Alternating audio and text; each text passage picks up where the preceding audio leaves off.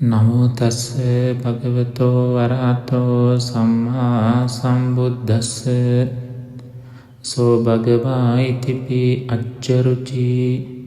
ඒ භාග්‍යවත් බුදුරජාණන් වහන්සේ මෙසේද අච්චරුචි නම් වනසේක.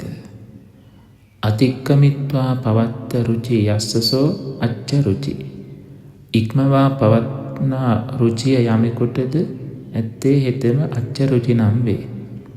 අප සම්මා සම්බුදුරජාණන් වහන්සේ සෝවාන්, සකදාගාමි, අනාගාමි, අරිහත් එවැගේම පසේ බුද්ධත්වයට පත් වුණා වූද ඒ සියලු උතුමන් වහන්සේලාට වඩා පවත්නා වූ කාන්තිමත් බවක් ඇති නිසා භාග්‍යවත් බුදුරජාණන් වහන්සේ අච්චරුචි නම් වෙනවා. අංගුත්තර නිකාය අට කතාවන්හිදී මේ අයුරින් පැහැදිලි කෙරෙනවා. සම්මා සම්බුදුරජාණන් වහන්සේ ලෝකේ පහළ වූ අතිශයින්ම කාන්තිමත් වූ උතුමන් වහන්සේ නමක්. මහා පුරුෂ ලක්ෂණයන්ගෙන් එකක් වන සුකුමත් ඡවිහෙවත් සියුමැලි සමක් ඇති බව නිසා භාග්‍යවතුන් වහන්සේ හරි පැහැපත්. රන්වන් පැහැ ඇතිවීමද තවත් එක්තරා මහා පුරුෂ ලක්ෂණයක්. භාග්‍යවත් බුදුරජාණන් වහන්සේගේ සී ශරීරය ඉතාමත් කාන්තිමත්. සසර පුරා පිරු ගුණයෙන්ද සීලයෙන්ද භාග්‍යවත් බුදුරජාණන් වහන්සේ කාන්තිමත් වුණා. මේ කරුණු නිසා භාග්‍යවත් බුදුරජාණන් වහන්සේ හැම දෙනාගේම රුචිය හෙවත් කැමැත්ත වඩවන්නා වූ උතුමන් වහන්සේ නමක් වුණා.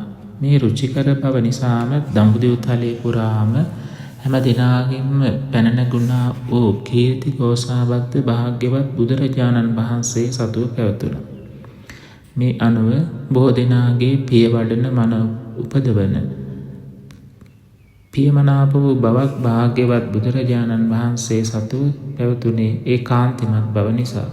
මෙසේ කාන්තිමත් වූ බැවින් භාග්‍යවත් බුදුරජාණන් වහන්සේ අච්චරුචි නම් වෙනසේක. සාදු සාදු. අච්චරුචි නම් ගුණයෙන් සමන්නාගත සම්මා සම්බුදුරජාණන් වහන්සේට අප සැමගේ උත්තමාංග නමස්කාරය වේවා. සම්බුදු ගුණ සුවඳින් සැමසිත නිවී සැනසේවා. සාදු සාදු සාදු.